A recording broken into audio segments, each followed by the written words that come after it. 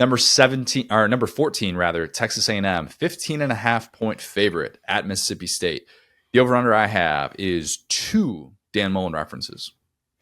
Seems low, actually, when you consider that Mullen's going to be back in Stark Vegas along with Dak. They definitely planned this to work with Dak's bye week.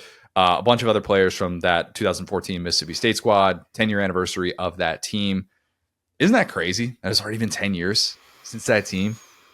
Golly, man. I feel so old, dog. That literally feels like the other day. And I mean, maybe because the Les Miles thing felt like Stockholm syndrome, and every year it was like, oh, this can't continue. And it was like 10 years of that. But was. Man, that feels like the other day. Dog years. Yeah. On this date 10 years ago, Will, Mississippi State was the number 1 team in the country. Yeah.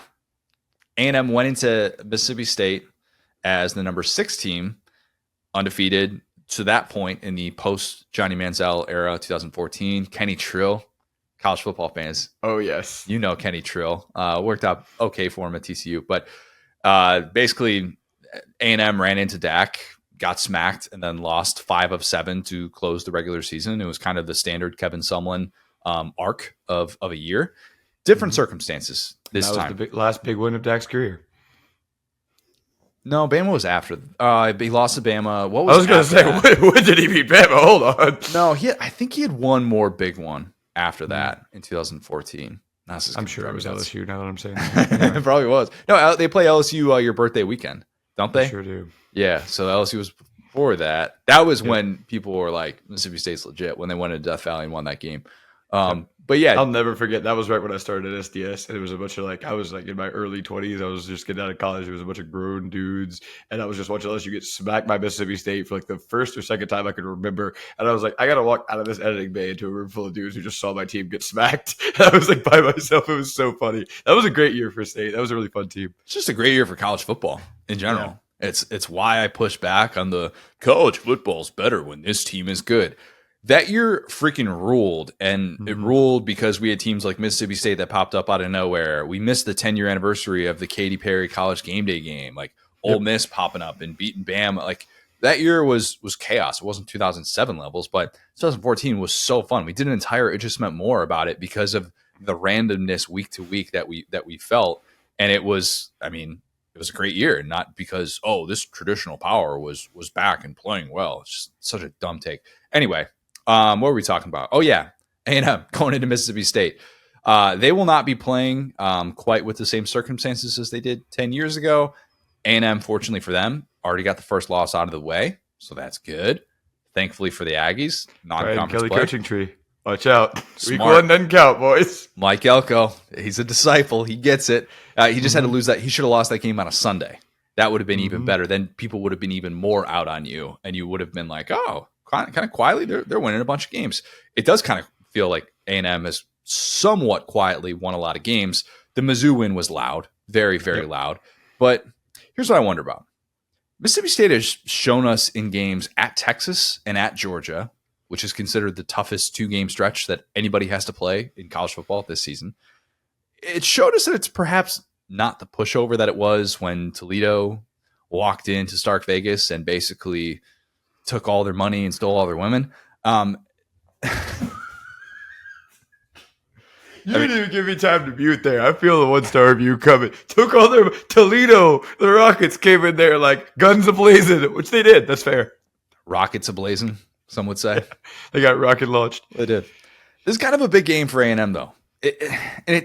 If you just look at it from the onset, and it's not going to get national attention or anything like that, but I do think this is quietly a very important game for what they're trying to do, for besides the obvious trying to remain unbeaten in conference play, all those different things. You had the bye week coming off with the Mizzou beatdown. You're starting to get more of these pats on the back, right? You've got a chance to start off 4-0 in SEC play for the first time since 2016. And remember, that 3-year road losing streak ended at Florida. But I don't know that all of a sudden it means that it's smooth sailing from here on out. It's kind of like, they're going to be the same team at home as they are on the road. I wouldn't necessarily assume that. I would still expect a big game from Nick Scorton, from Shamar Stewart. I think that they can frustrate a freshman quarterback. I like the chances of Connor Wigman having some big moments against what is the worst pass defense in the SEC, which is why Georgia just threw all over them. One of the many reasons why they did that.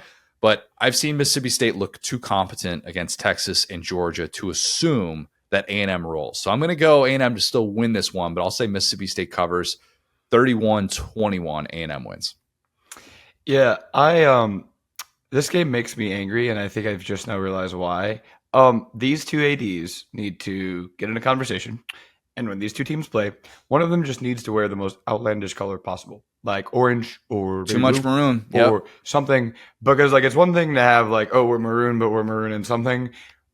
Every time I watch this game, and this year it's probably going to be, I mean, we'll see how the schedule shakes out. But if I were to put this on like a multi-view, it would be impossible to tell who has the ball. Just going to be honest with you. Yep. They need to just like, hey, putting little gold, like silver stars on your uniform does not let me know if you're Texas. I'm sorry. So like, I think they should just say, hey, home team, we're going to wear bright orange once a year. We're just going to blow it out. It's going to be like a UCF space game. Or, hey, if you're Mississippi State, just start wearing orange. See what happens. Just make it once a year and just claim this. Because I just feel like every time these teams play, I'm like, huh? Anyway, that being said, wait, yeah, you bring up a good point. Dak is going to be there, and Jerry Jones wouldn't approve of this.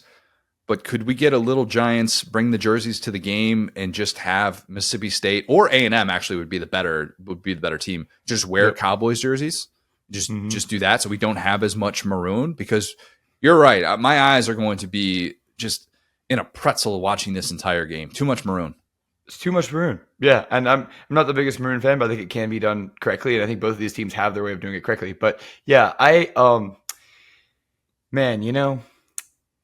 I feel like Texas A&M's defense has kind of arguably been more structurally sound than Georgia's, as insane as that sounds. So I feel like the way that, Mississippi State was able to hang around in this one against Georgia, at least, I don't feel like it's possible. Now, on the other side of the ball, their defense has been kind of scrappy, I would call it, on the Mississippi State side. They did give up 1 billion passing yards last week. Carson Beck is pretty good, I still think, despite the horrors, despite the amount of turnovers. You're often not going to get a college football quarterback in the SEC or like the Big Ten throwing for almost 500 yards. That does mean something. So, yeah, I think at the end of the day, like, this is exactly the kind of team that a guy like Elko, who is, again, like modeled after that kind of Brian Kelly tree where like you kind of win the games you're supposed to win, and the ones that you're not supposed to win, you like struggle with. So yeah, I think this should be pretty easy for A&M just because they're so sound. And Mississippi State, man, and again, they got the cast of Hamilton playing for them. They're playing their butts off. This just isn't the year for them, but they've been scrappy. I'll be interested by them next year, and maybe they'll get one this year. I just don't think it'll be this one. They're playing well enough. Like they're playing well enough to not be the puke on its shoes team that you just automatically pencil in as a win. I'll give Jeff Lebby a lot of credit for that, because I honestly, when Blake Shapen went down, I thought, well, that's curtains. This team is just sprinting towards 1-11 this year, and that has not necessarily been the case. You brought up an interesting point. They're like anti-Tennessee. They ran all the bad plays early. They've gotten better. Like, I'm actually giving them credit, because when you start off and you lose at Arizona State to a guy that it seems like your head coach, but just over there, then you get smoked by Toledo. It's like, well, and then you really like struggle against Florida too. It's like, we're going nowhere but down. And then suddenly the two very hard games you play amazing in. Who knows? Maybe Michael Van Buren becomes a superstar after taking the shove scene around the world by Kirby Smart. Maybe lights a fire under him. He's like, dang, I've got opposing coaches that are in my grill. I've got all the motivation in the world. Who knows? Maybe that's in store. We were texting about this. You brought up an interesting point. Is A&M underrated at 14? I think so. And like, this is the classic thing that, I'm not going to super lean into it, because if A&M had turned out to be crappy, I would never talk about this. But like kind of in the preseason stuff and even media days, I was like, A&M, like, they could be a little squirrely this year. They could be a little bit scrappy, because I love their coaching hires both on offense and defense. I think that people, and we talked about it at the time, you kind of like talked me down from the ledge when we initially talked about the Jimbo firing, which is like, hey, they could lose 30 guys out of the portal and still have more 4- and 5-star talent than most teams, even in the SEC, because the way that Jimbo was just stockpiling talent and then just wasting it. So point being, yeah, you lose some of the bigger name guys, but they've been, like, I just keep saying it every time I talk about A&M, it's like structurally sound. And so point being, I broke down, we have these 5-1 teams, and I'm not going to like fully just like read the text out loud that I sent you. But if you look at Texas A&M, you could argue that they have like the best loss, which is week 1 against Notre Dame, right? And They have one of the better wins. Now, obviously, like Georgia's kind of in a tier by themselves, right? Because they lost to Bama. Among the 5-1 teams, you're saying? Among the 5-1. So Correct. at the top in the whole SEC, Texas is undefeated. Obviously, when you're undefeated and you play like Texas have, you beat Michigan, you're number one. That's easy. But vying for the second spot right now, right? Georgia has a conference loss, but it's at Bama, right? So losing to Bama, who among us? And then their best wins number 10 Clemson, which is probably the best win Aging overall. well, yeah, like they're a number 10 team. But then if you look at A&M, it's like, well, they lost to Notre Dame, which, I mean, it's week one. It's a first-year head coach. It's a guy that is from your coaching tree. It's kind of a nightmare scenario. I get that it's at home, but what are you supposed to do? Already be better than Marcus Freeman after your roster is like turned over at least, and you haven't played in one of these conferences? Like, it's not like he had stepped right in. Obviously he was the DC and such at A&M, but it's not like he knew all these players. It's not like he had his scheme in place. He had to kind of start over. So yeah, as a believer in week one kind of doesn't matter, right? I think that at the point I made to you, and I really do believe this, if A&M had beaten Mizzou by fewer points, they get ranked higher. And I hate it when that happens, where a team just completely beats the snot out of another team. Then Mizzou falls off. Because then it looks like Mizzou is fraudulent, where in reality it's like, no, dude, Connor Wigman's been hurt all year. Like, that's the other part of it is, they struggled against Bowling Green. They didn't have their quarterback for most of this year. And now we've seen Penn State. Penn State's the number 3 team in the country, so make of that what you will. Exactly. It's like that's the thing is like Wigman, we've seen him kind of healthy one time and he looked awesome. Yeah, your point. Yeah, post injury, right? Because Notre Dame, obviously, he did not look awesome. Your point holds up really well if we're doing a power ranking of SEC teams.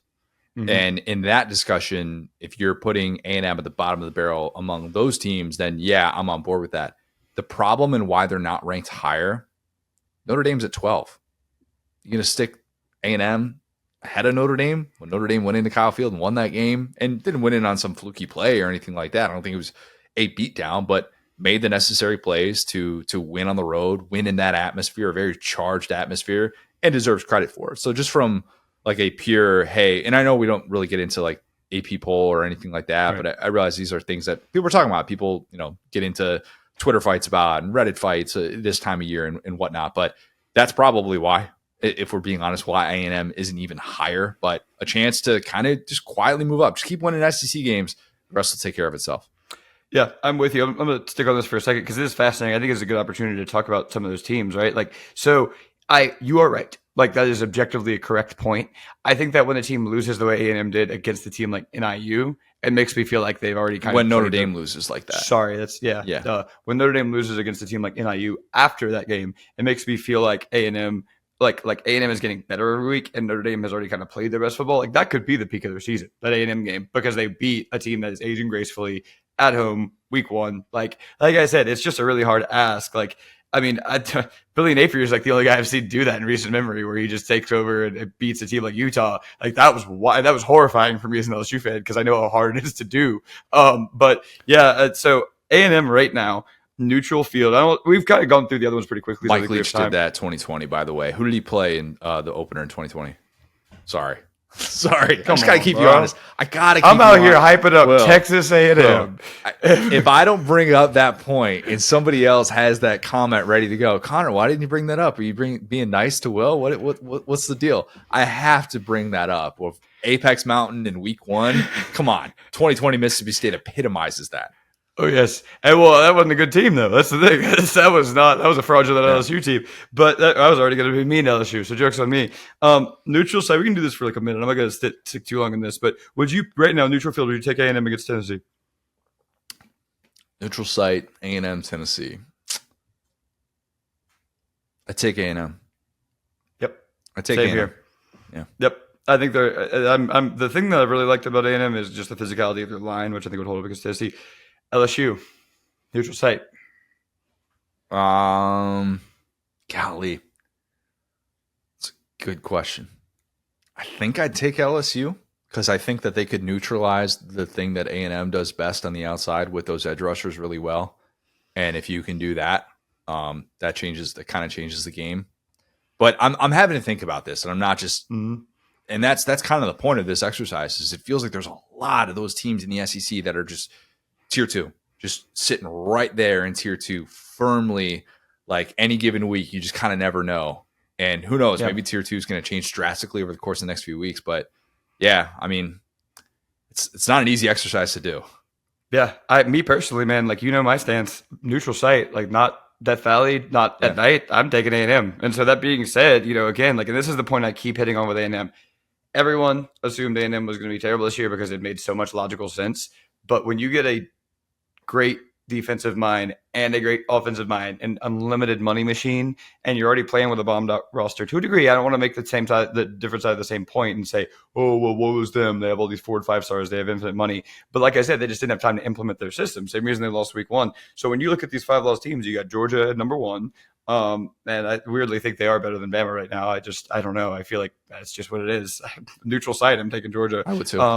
And then, so Georgia, Bama, those are your 2, standard bearers in the SEC, right? Of the 5-1 teams. Texas is a different conversation. But you're looking at A&M here and you're going, this team could be right behind them already in year 1, and they're only going to get better. They're only going to get, recruits are going to start buying in. They have unlimited money. They're only going to get better guys in their system. Colin Klein looks like a guy that looks super fun to play for. We talked about they don't have a ton of speed, but they still find a way to get chunk plays. So yeah, I'm actually super duper impressed. And like I said, as an LSU fan, I am horrified because there's a number of spending that only about 1, 2, 3 teams can do. And if the number is 1, it's Texas A&M. Got to keep Wigman healthy. Great that they got Marcel Reed those reps early on, so that makes you feel a little bit better. But to see this best version of A&M, Wigman has to stay healthy this year. Does he have another year left before we get out of here? He's got 2 years left. Oh boy. Yeah. In theory, he was a class of 22 recruit. He preserved a red shirt last year. Yeah, he's got 2 years left after this year if he chooses, but wow. I don't think he will use up all of his eligibility, if I had to guess.